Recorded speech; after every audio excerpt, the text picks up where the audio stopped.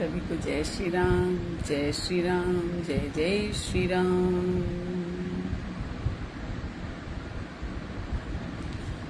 चलिए तो शुरू करते हैं।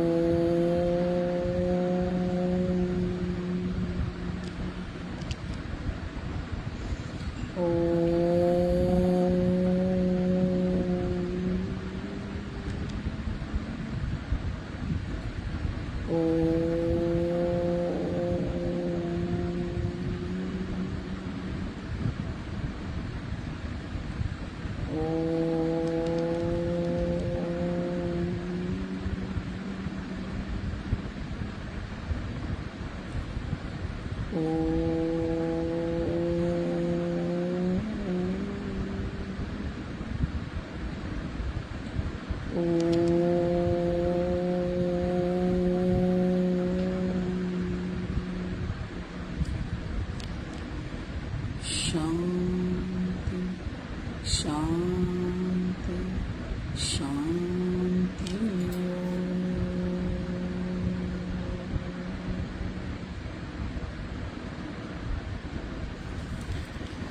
Thank you God, thank you God, thank you God, thank you God, thank you God, thank you God, thank you God, thank you God, thank you God, thank you God, thank you God, thank you so much।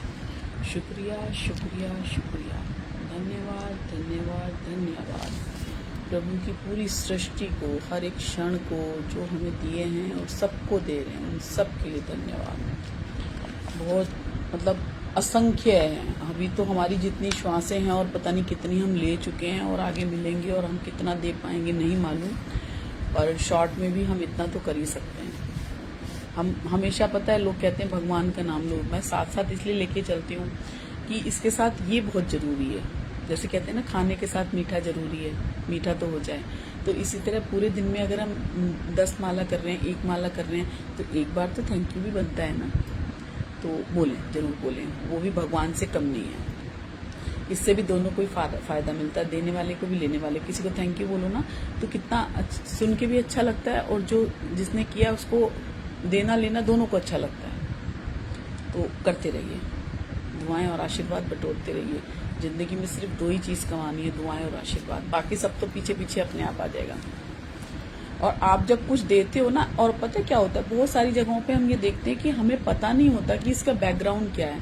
हम एकदम से ना उसके ऊपर आरोप थोप देते हैं, ये तो ऐसा है, ये तो वैसा है। ऐसा नहीं है, उसके पीछे की कुछ ना कुछ घटना घटित हुई होगी। कोई भी इंसान खराब नहीं होता, कोई भी इंसान बुरा बनना नहीं चाहता, लेकिन कुछ स्थितियां, परिस्थितियां या कुछ भी हो XYZ, क्योंकि अगर देखो जाने अनजाने कोई गलती होती है तो माफी के लायक होती है, लेकिन हम जानबूझ के करते हैं तो माफी नहीं होती। तो उसी तरह कुछ कर्म तो हमें परिस्थितियों की वजह से करने पड़ते हैं, तो वो क्षमा योग्य होते हैं, लेकिन हम जानबूझ के करें तो नहीं। लेकिन इसके साथ साथ भगवान का नाम लेते रहिए, बार बार हाथ जोड़ के यही निवेदन है, लेते रहिए। एक बार क्या हुआ, एक टीचर थी और वो जब इस क्लास में एंट्री करती थी ना, तो वो सब बच्चों को कहती थी आई लव यू ऑल। पर उसमें सच्चाई कितनी थी? क्या वो सभी बच्चों को एक समान प्यार करती थी? नहीं। और उसमें एक लड़का ऐसा था जिसको वो बिल्कुल नापसंद करती थी। उसके कपड़े अच्छे नहीं होते थे, वो साफ सुथरा नहीं होता था, पढ़ाई में अच्छा नहीं था, तो वो उससे हमेशा चिड़ी रहती थी। तो उस बच्चे को ये, जब वो कहते थे ना आई लव यू ऑल, तो उस बच्चे को लगता था टीचर कितना झूठ बोल रही है। वो कह तो नहीं पाता था, छोटा था, पर उसे अंदर से लगता था कि टीचर कितना झूठ बोल रही है। अब कुछ समय बाद क्या हुआ, जब उसका रिपोर्ट कार्ड आया, रिपोर्ट कार्ड में उसके मार्क्स बहुत कम आए। और जब टीचर्स लोगों ने देखा कि राजू नाम था उसका, कि राजू के मार्क्स इतने कम आए, राजू तो पढ़ाई में बहुत अच्छा था, तो उनको जो पहले के टीचर्स थे उनको उनका बैकग्राउंड पता था, पर उस टीचर को तो नहीं पता था। तो जब टीचर को उसके पेरेंट्स आए, उस टीचर्स लोग के आपस में जब सलाह मशवरा हुआ, तो उसने बोला कि इस बच्चे का आपको बैकग्राउंड पता है? उसने कहा नहीं, लेकिन ये पढ़ाई में बिल्कुल अच्छा नहीं है। तो उन टीचरों ने आपस में मिलके क्या किया कि उसका जो पिछला रिकॉर्ड था ना, 1, 2, 3, 4, 5 तक का, वो सारा रिकॉर्ड और उसका जो वो किस तरह क्लास में रहता था, क्या था, वो सारा का सारा उस टीचर के सामने रखा, ताकि उसको उसकी सच्चाई पता चले। क्योंकि बच्चे बहुत सेंसिटिव होते हैं, उनको नहीं, वो अंदर क्या ले लेंगे आपको नहीं पता है। तो उन्होंने सोचा कि बच्चे का भविष्य सुधारने के लिए एक अच्छे शिक्षक का कर्तव्य है कि अगर एक बंदा उसे गलत समझ रहा है और वो वास्तव में सही है, तो 4 बंदे उसके सपोर्ट में खड़े हो जाएं।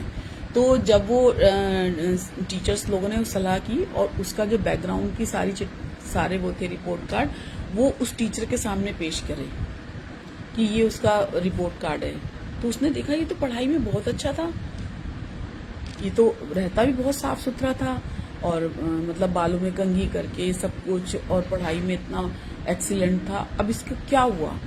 फिर उसकी रिपोर्ट कार्ड में आया कि इसकी मदर को प्रॉब्लम थी, वो पढ़ाई में मन नहीं लगा पा रहा था, फिर उसकी माँ और सीरियस हो गई, फिर उसकी मम्मी को कैंसर हो गया, अब उसकी माँ उसके जीवन में नहीं है। तो जब वो टीचर, उसकी जो क्लास टीचर थी, वो इस चीज को पढ़ रही थी, तो उसके दिल में बड़ा एक करुणा भाव आ गया कि इस वजह से बच्चा पढ़ नहीं पा रहा, तो मुझे इसे सपोर्ट करना चाहिए। जनरली तो वैसे भी सपोर्ट करना चाहिए, लेकिन अब जब इस चीज को उसने देख लिया ना, तो उसे बहुत ममता आ गई उसके ऊपर। अब उस बच्चे से उसने कहा तो कुछ नहीं, लेकिन क्या कि जब वो अगले दिन फिर आई, तो उसने सब बच्चों को फिर से बोला आई लव यू ऑल। तब उसके बच्चे के मन में जो है फिर एक भाव आया कि मैडम अब मुझे ना अभी भी अच्छा नहीं समझ रही हैं, या उसकी वजह से उसको अच्छा कह रही है। अब उनके मन में, टीचर के मन में क्या था, अब वो उसके बच्चे के प्रति वो ज्यादा स्नेह था, बाकी लोगों को कम था। तो आई लव यू ऑल तो वो तब भी सक्सेस नहीं हुआ, पर उसके रिजल्ट के बाद उसने उसकी पीठ थपथपाई और बोला कि कभी भी कोई दिक्कत हो तो तुम मुझे बताना, मैं तुम्हारे साथ हूँ। तो उसको लगा टीचर को क्या हो गया, बड़ी ममता आ रही है, लेकिन चलो वो उनके साथ उसका एक अच्छा तालमेल हो गया। अब थोड़े समय बाद टीचर्स डे आया, सारे लोग अपनी अपनी टीचर्स के लिए गिफ्ट लेके आए। अब उसके पास कुछ नहीं था, उसने एक छोटी सी परफ्यूम की शीशी उसको अजीब से रैपर में लपेट के, बहुत क्लीन पेपर नहीं था, सब बच्चों का बहुत सुंदर था, उसका बहुत सुंदर नहीं था, वो लाके उसने मैडम को दिया। अब मैडम उसकी स्थिति समझ चुकी थी कि उसके साथ क्या बीत रही है, वो घर में अकेला है, उसके पास कोई नहीं है, उसके पास लेडीज नहीं है, माँ नहीं है। तो उसने उस पैकेट को सबसे पहले खोला और उस इत्र को लगाया अपने ऊपर और बच्चे को ऐसे हक करा। तो बच्चे ने पता क्या जवाब दिया, इतना करुणा, मतलब इतना सुन के जो इस चीज को फील कर पाएगा। उसने कहा मैम आज मेरे आपके अंदर से मेरी माँ की सुगंध आ रही है। वो जैसे ही उसने ये बोला, अब वो उसके अंदर भी वो ममता करुणामयी भाव आ गया, माँ वाला। उसने कहा राजू कुछ भी हो बेटा, तुम कभी अकेला मत समझना, जहां भी मेरी जरूरत होगी मैं तुम्हारे साथ हूँ। उसने कहा बस आपने कह दिया मुझे मिल गया, लेकिन मुझे उस सुगंध का अनुभव करना था, लेकिन वो सुगंध आज मुझे समझ में आ रही है और आज आपका प्यार भी मुझे स्पर्श कर पा रहा है। कहते हैं ना दिल से दिल को राह होती है। तो अगर आप किसी से प्यार करते हैं और वाकई सच्चा है ना, तो दोनों तरफ अच्छा लगता है, दोनों तरफ उसकी सुगंध आती है। अब जो है वो स्कूल 5वीं तक ही था, सारे बच्चे अपने अपने स्कूलों में आगे बढ़ गए, वो भी बढ़ रहा था। अब उसका और टीचर का तालमेल चलता रहा, मतलब एक कम्युनिकेशन उनकी होती रहती थी, कभी कभी हाय हेलो होती थी। कुछ समय बाद वो भी खत्म हो गई, पर वो उनको भूला नहीं था। टीचर भूल गई थी लेकिन लड़का नहीं भूला था।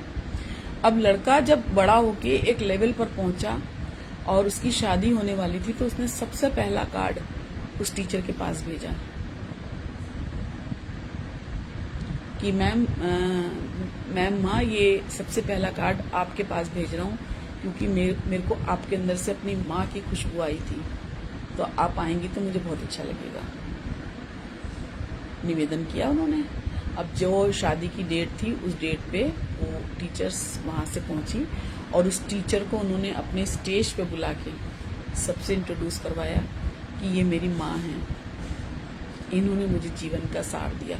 तो गुरु हो और माँ हो या कोई भी जिसकी वजह से आप आगे बढ़ पा रहे हैं, वो आदरणीय है, पूजनीय है, सम्माननीय है।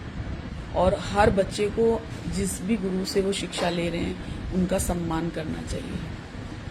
और ये बहुत बड़ी चीज होती है, सम्मान करना सबको आना चाहिए, अपने गुरु के प्रति तो विशेष रूप से, है ना। तो हम लोग आजकल भूलते जा रहे हैं ये कल्चर होना चाहिए।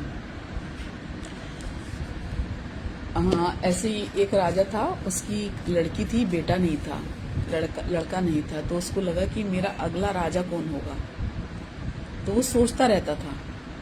तो उसको लगा कि कोई बात नहीं, मेरी लड़की जिससे शादी करेगी, मैं उस लड़के को, उस दामाद को अपने घर में रखूंगा और उसी को राज्य सौंप दूंगा। अब उस लालच में भी बहुत सारे लोग आते हैं, पर राजा की परख बहुत अच्छी थी। एक लड़का उनको निगाह में आया, उसको बहुत जांच पड़ताल करके उसके साथ उसका विवाह कराया गया। अब जो वो काफी गरीब घर का था, पर चरित्र वाइज बहुत अच्छा था। तो राजा ने ये नहीं देखा कि वो गरीब घर से है, लेकिन उसको लगा कि ये मेरे राज्य के योग्य भी है और मेरी लड़की के भी योग्य है, ये मेरी बेटी को समझ पाएगा। अब उसने अपनी लड़की का विवाह उससे कर दिया और सारा राजभार उसको सौंप दिया।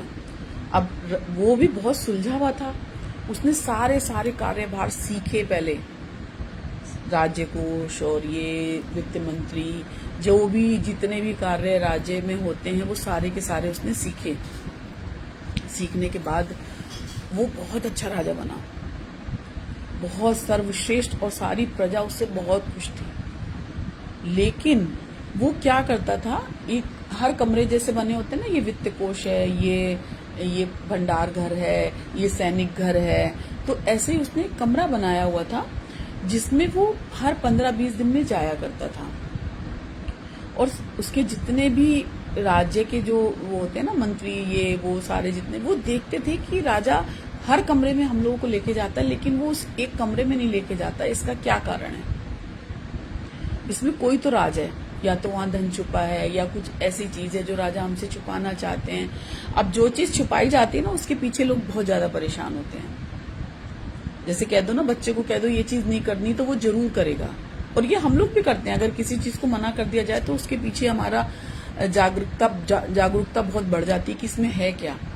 जैसे गिफ्ट आता है, तो जब तक हम गिफ्ट को खोल नहीं लेते तो हमें इतनी एक्साइटमेंट रहती है कि इसमें है क्या, चाहे उसमें कुछ भी ना हो, लेकिन वो एक उसका जो रैपर होता है ना, वो और उसके और खुलने की जो बीच की स्थिति होती है, वो बड़ी मजेदार होती है। तो अब उन लोगों का आपस में गॉसिप चलने लगी। तो उसको लगा कि राजा से अगर हम बात करेंगे तो राजा हमें डांट देंगे या नौकरी से निकाल देंगे, तो क्यों ना रानी को कहा जाए। अब उन्होंने रानी को मक्खनबाजी करी कि रानी साहिबा राजा साहब ऐसे ऐसे कमरे में जाते हैं, वो गुप्त दरवाजा है और वो हर हफ्ते में 10 दिन में 15 दिन में जाते हैं, तो वहां पे ऐसा क्या है, हमें जानने की इच्छा है। अब जब ये बात बोली तो रानी के मन में भी एक वो हो गया कि आखिर उसमें है क्या, मैं भी जानूंगी। अब उसने क्या किया, जैसे लेडीज का होता है, वो पहले रूठ गई, तो उन्होंने बोला ऐसा कुछ नहीं है ये वो। अब उसने खाना छोड़ दिया कि नहीं, जब तक आप मुझे नहीं बताएंगे इसमें क्या है मैं खाना नहीं खाऊंगी। तो उसने कहा अच्छा चलो तुम्हारी इतनी ही जिद है, तुम मेरे साथ चलो, मैं दिखाता हूँ वहां पे क्या है। अब उन्होंने रानी को अपने साथ लिया, ले जाके उस कमरे के अंदर ले गए। वहां उस कमरे में कुछ भी नहीं था, सिर्फ एक ड्रेस टंगी हुई थी। जिस घर से वो आया था, जिस गरीबी से वो आया था, वो वहां पे टंगी हुई थी और वो उसको नमन करता था कि ये मेरी सच्चाई है। तो वो कहती है इसको अब देखने का क्या फायदा, अब तो तुम राजा बन गए। उसने कहा राजा बन गए, लेकिन मैं कभी वो था, तभी मैं आज इस राज्य को संभाल पा रहा हूँ, अपनी प्रजा को समझ पा रहा हूँ। अगर मैं इसको भूल जाऊंगा ना तो मैं अपनी प्रजा का ठीक से भरण पोषण नहीं कर पाऊंगा। क्योंकि ये जीवन का ऐसा सच है ना, आप जब किसी को समझते हैं तो उसके स्तर पर जाना ही पड़ता है, उस दर्द को महसूस करने के लिए उस दर्द को जीना ही पड़ता है, तब आप किसी को समझ पाते हैं। कहते हैं ना तुम्हें होगा तो पता चलेगा, ऐसे लोग कहते हैं ना कि जिसको होता है उसे ही पता चलता है। तो जिसको होगा वही तो जानेगा, जिसको नहीं पता वो कैसे समझ पाएगा। कह रहे मैं बस इसी को प्रणाम भी करने आता हूँ और अपनी पुरानी यादों को ताजा करने आता हूँ। अब रानी का हृदय भी द्रवित हो गया कि आपने मतलब मैं धन्य हूँ, मैंने आपकी बात को अन्यथा लिया कि उसके अंदर क्या छुपा होगा, लेकिन आप जो कर रहे हैं सर्वश्रेष्ठ कर रहे हैं। और जाके उसने वहां पर भी मंत्रियों के बीच में भी उनको बताया, तो मंत्री भी बहुत हैप्पी हुए। तो राजा का नॉर्मल बंदे से कनेक्शन होना बहुत जरूरी है। जो पुराने राजा होते थे ना, वो आधी रात को निकलते थे वेशभूषा अपनी चेंज करके कि लोग ठीक से रह रहे हैं कि नहीं, लोग मेरे बारे में क्या सोच रहे हैं, लोगों की क्या धारणा है, मेरे को अपने जो समाज के कार्य हैं उसमें कुछ चेंज करना है क्या, ऐसा कुछ। तो और कभी कभी क्या होता है ना, दिखावे के लिए भी करता है, लेकिन जो पुराने राजा होते थे ना, वो ये सब चीजों को बहुत फॉलो करते थे, मानते थे उस चीज को, और तभी वहां के राज्य में बहुत शांति होती थी। देखिए, एक कहते हैं ना, एक मछली सारे तालाब को गंदा करती है। तो एक छोटा सा भी कंकड़ अगर किसी को चुभता है ना, या उसमें पिस जाता है, तो कोई जैसे दाल में या रोटी में अगर वो कंकड़ ऐसे घुल गया तो आप वो रोटी खा नहीं पाओगे। और उस आटे को जो पूरा गुथा गया ना, उसको पूरे घर वाले में से कोई नहीं खा पाएगा। तो उन सबका क्लीन होना बहुत जरूरी है। तो सबको साथ लेके चलना चाहिए, तो सबका साथ सबका विकास। तो हमें एक दूसरे को कोऑपरेट करना चाहिए। हमें अपने जीवन में भी, ये तो राज्य की बात नहीं, अपने घर में भी पर्सनली जो घर का बड़ा होता है, मुखिया होता है, उसकी बात अगर हम ठीक से फॉलो करेंगे, अगर वो अच्छा है तो। आजकल तो पता नहीं चलता, राजनीति बहुत होती है, पर अगर कोई अच्छा है ना, तो आपकी गृहस्थी का दायित्व भी बहुत अच्छा निभता है। बड़े लोग जो इंस्ट्रक्शन देते हैं ना, अगर सुलझे हुए हैं, तो गृहस्थी भी बहुत अच्छी निभती है। बड़ों का जैसे कहते हैं ना, पिलर हैं, वो पिलर मजबूत हो, ज्ञान अच्छा हो, आपके संस्कार अच्छे हो, तो कोई घर डूब नहीं सकता, सब तैरेंगे, सब पनपेंगे। और फिर बार बार एक ही चीज कहूंगी, दुआएं और आशीर्वाद तो चाहिए ही चाहिए, इसके बिना काम चलेगा ही नहीं। ये टॉनिक है। हमें वीकनेस होती है तो हम कहते हैं ना, थोड़ा सा ये खा लें, थोड़ा सा एनर्जी ड्रिंक ले लें। तो ये दुआएं और आशीर्वाद जो है हमारे एनर्जी ड्रिंक हैं। इसको जितना लेंगे हमारा एनर्जी लेवल उतना ग्रो करेगा और मजा ही मजा आएगा। बस ऐसे ही एक ना सेठ था, बहुत बड़ा सेठ था, बहुत पैसा था उसके पास। अब वो क्या करता था, वो इतना बिजी रहता था, अच्छे काम करता था, धर्म के भी करता था, पर खुद नहीं जाता था। उसने जगह जगह पे बहुत सारे मंदिर बनवाए, लेकिन वो खुद नहीं जाता था। ठीक है, अब एक समय ऐसा आया कि उसके ऊपर इतना कर्जा हो गया कि वो परेशान हो गया। तो रात को ऐसे मंथन करते करते उसके दिमाग में आया कि मैं क्या करूं, समझ नहीं पा रहा था वो। तो उसने सोचा, अरे मैं, उसके मन में एक भाव आया, मैंने तो इतने मंदिर बनवाए हैं, इतने मंदिर बनवाए हैं, क्या भगवान मेरे लिए इतना भी नहीं करेंगे? अब उसके दिमाग में ये चल रहा था कि मैं तो सबसे पहले उठ के सबसे पहले मंदिर में मैं जाऊंगा और सबसे पहला दर्शन मैं ही करूंगा। तो मतलब इसमें भी मैं आ गया कि मैं पहले जाऊंगा, ऐसा ना हो भगवान सबकी सुनते रहें, बाद में जो है वो सबकी परेशानियां सुनते सुनते मेरी सुन ना पाए, तो सबसे पहले मैं मंदिर जाऊंगा। अब वो सवेरे उठा, अब वो जब तक मंदिर पहुंचता वहां पे एक आदमी, मतलब गरीब सा आदमी था, वो खड़ा था और उसको बहुत अंदर से गुस्सा आ रहा था, क्योंकि वो खड़ा था, हटा तो सकता नहीं था, मंदिर था, उसका घर तो था नहीं कि निकाल दे। अब वो बार बार भगवान से कहे, मेरी बीवी की तबीयत खराब है भगवान, मुझे 100 रुपए का इंतजाम करा दो, मेरी बीवी की तबीयत खराब है भगवान, मुझे 100 रुपए का इंतजाम करा दो। उस समय 100 रुपए बड़ी रकम होते थे। अब वो सेठ पीछे से खड़ा खड़ा सुन रहा है इस चीज को। अब वो बोलता जा रहा है, हट ही नहीं रहा। अब उस सेठ को इतना गुस्सा आया, इसने कहा 100 रुपए के लिए भगवान को तंग कर रहा है। उसने अपनी जेब से 100 रुपए निकाले और उसको पकड़ा दिए कि ले तू जा, तू अपना काम कर। अब जैसे ही उसके हाथ में 100 रुपए आया, उसने कहा, वाह भगवान, आप तो कितना जल्दी सुनते हैं, अभी मैंने गुहार लगाना शुरू ही करी थी और आपने मुझे दे दिया, वाह, धन्यवाद प्रभु, धन्यवाद प्रभु। ऐसे करके वो चला गया। मजे आ गए उसके, तो उसकी मुराद पूरी हो गई। अब जब ये आगे आया सेठ, तो उसने आते ही कहा, भगवान मैंने तो आपके इतने मंदिर बनवाए हैं, मैंने इतना ये किया, इतना वो किया, और आज मुझे इतनी परेशानी है, मुझे 100 करोड़ रुपए का चाहिए, किसी भी तरह करके आप इंतजाम करके दीजिए। 2 बार बोला, तीसरी बार में भगवान प्रकट हुए। उसने कहा कि उसने 100 रुपए मांगे तो तुमने उसे दे दिए क्योंकि तुम रईस थे, और तुम मुझसे 100 करोड़ मांग रहे हो, तो मुझे तो तुमसे भी बड़ा कोई भिखारी सेठ ढूंढना पड़ेगा ना, जिससे मुझे मुक्ति मिले। और तुम चाहते क्या हो? तुम क्या करना चाहते हो? हैं? मंदिर बनवा दिया और भिखारी को तुमने पैसे दे दिए हैं, तो मैं तो प्रेम का भूखा हूं, तुमने मेरा मंदिर क्यों बनवाया? मैंने तो नहीं कहा था, और तुम मुझसे सौदा करने आए हो। उसने कहा, नहीं भगवान, गलती हो गई, माफ कर दीजिए। तो उसने कहा, नहीं अब तो मुझे कुछ देखना पड़ेगा, और तुमने कभी मेरे आगे नॉर्मल मिलने आए हो कभी? जैसे हम हमेशा क्या करते हैं ना, हमें पता होता है कि किससे हमारा काम चलेगा, या तो हम उससे वार्तालाप करते हैं क्योंकि हमारा काम निकलता रहेगा, लेकिन हम उतने ही लोगों से वो करते हैं वार्तालाप जिनसे हमें पता होता है कि इससे हमारा काम बनेगा और इससे नहीं। और कभी कभी तो हम वो छोड़ ही देते हैं, अगर हमारा काम ना निकले ना तो हम उस चीज को ही छोड़ देते हैं। क्यों छोड़ देते हैं भाई? क्यों छोड़ देते हैं? मतलब हमारा मतलब के लिए, या स्वार्थ लाभ करे सब प्रीति। तो भगवान को बहुत क्रोध आया, लेकिन जब उसने क्षमा मांगी तो भगवान को दया भी आ गई। उसने कहा, कभी मेरे से भी तो मिलने आया करो, हमेशा अपनी फरमाइशें करने आते हो कि मेरे को ये दे दो, मेरे को वो दे दो। वही है वही जो राम रची राखा। जो तुम कर रहे हो, अगर अपना कर्म काटने के लिए कर रहे हो तो मूर्ति बनाने से भी कुछ नहीं होगा। आपने अहम से बनवाई, अपनी ब्लैक मनी क्लियर करने के लिए बनवाई, कुछ नहीं होगा। और जिसने पूरी सृष्टि बनाई है, वो पत्थर उनका, वो छेनी उनकी, वो बनाने वाला उनका, सब कुछ उनका। तू कौन?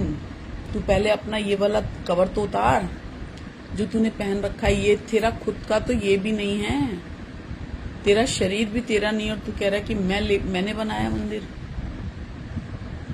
तू क्या ही कर लेगा? लेकिन अगर तूने छोड़ना नहीं सीखा तो कुछ नहीं मिलेगा। आप किसी के लिए कुछ कर दीजिए। दुआएं नहीं कमाई आपने, सिर्फ पैसा कमाया। आप दुआएं कमाएंगे तो पैसा पीछे पीछे अपने आप आने लगेगा। जो सोचा सब वैसा ही होने लगे तो जिंदगी और ख्वाब में फर्क क्या रह जाएगा? हर इंसान अच्छा ही अच्छा तो सोचता है, मेरा ये हो जाए, मेरा वो हो जाए, लेकिन होता वही है जो प्रभु की रचना है। जहाँ ईश्वर का स्मरण होता है वहाँ मन अपने आप शांत हो जाता है। एक छोटी सी कहानी है, बड़ी अच्छी। एक छोटे से गांव में एक बुद्धिमान वृद्ध रहते थे। दूर दूर से लोग अपनी समस्याओं का समाधान लेने उनके पास आते थे। एक दिन एक युवक उनके पास आया और बोला, मुझे किसी ने बहुत दुख पहुंचाया, मैं उससे बदला लेना चाहता हूँ। मुझे क्या करना चाहिए? वृद्ध मुस्कुराकर बोले, बदला लेने से पहले आप अपने आप से पूछो, क्या यह वास्तव में तुम्हें शांति देगा? बदला कुछ समय के लिए संतोष दे सकता है, लेकिन मन की खुशी नहीं। युवक ने पूछा, लेकिन अगर मैं बदला नहीं लूंगा तो लोग मुझे कमजोर समझेंगे। वृद्ध ने शांत स्वर में कहा, सच्ची ताकत बाहर नहीं भीतर होती है। बदला लेना आसान है, लेकिन क्षमा करना साहस का काम है। जो व्यक्ति अपने साथ हुए अन्याय को छोड़कर आगे बढ़ जाता है, वही वास्तव में मजबूत होता है। क्षमा का अर्थ हार मानना नहीं, बल्कि अपने मन को क्रोध और बोझ से मुक्त कर देना होता है। युवक कुछ देर तक सोचता रहा, फिर उसने वृद्ध को धन्यवाद दिया और हल्के मन से वहां से चला गया। क्षमा कमजोरी नहीं, बल्कि आत्मबल और साहस की सबसे बड़ी पहचान है। बदला दूसरों को नहीं, अक्सर हमें ही बांधता है, जबकि क्षमा हमें मुक्त कर देती है। तो जो भी हमारे अंदर है, जो भी चल रहा है, जहां से आया है, जैसा है, जो है, वो प्रभु की इच्छा से चल रहा है। मेरा मुझ में कुछ नहीं, जो कुछ है सो तेरा, तेरा तुझको सौंप के क्या लागे है मेरा। तो हमारे जीवन में जो भी चीजें घटित हो रही है ना, कुछ तो प्रारब्ध के अनुरूप है और कुछ हम जो अभी करना चाह रहे हैं और हमारे अनुरूप नहीं होता, तो हम तुरंत ही उसको जो है आरोप लगाना शुरू कर देते हैं। लेकिन आपके साथ अगर कोई बहुत अच्छा इंसान छूट रहा है ना, जिससे आपने बहुत लगाव किया, बहुत प्यार किया, जिसको लगता था कि ये हमेशा साथ रहेगा और वो भी नहीं है, तो इसका मतलब है कि कहीं ना कहीं दोनों के लिए कुछ अलग ईश्वर ने संरचना रची है और कुछ उससे भी बेहतर होने वाला है, इसीलिए वो छूटा है।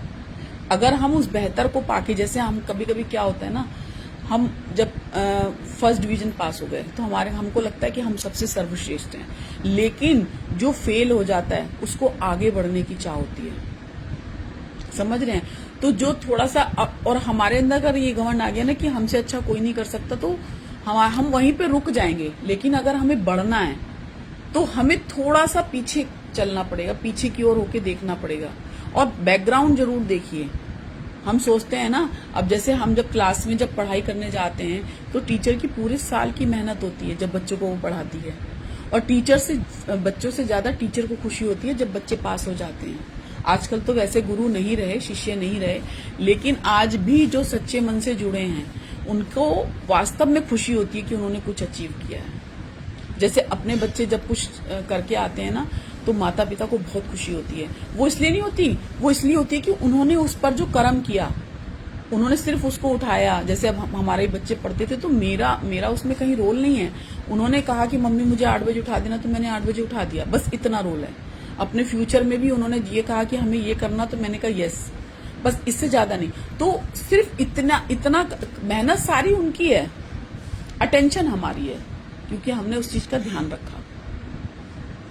कर्म उनका है, अटेंशन हमारी है, जिम्मेदारी हमारी है। तो दोनों चीजें जब मिलती है ना, जैसे जब हम गाड़ी चलती है तो दोनों पहिए जब तक एक साथ नहीं चलेंगे, दोनों की हवा बराबर नहीं होगी, तब तक एक हवा से कितनी देर तक पहिया चला सकते, नहीं चल सकता ना। तो जब तक दोनों तरफ से नहीं होगा, तब तक आप एक अचीवमेंट जो चाहिए, जो आपने सोचा है कि हमें ये मिलना चाहिए, तो वो तभी मिलेगा जब हम सही ट्रैक पे चलते रहेंगे।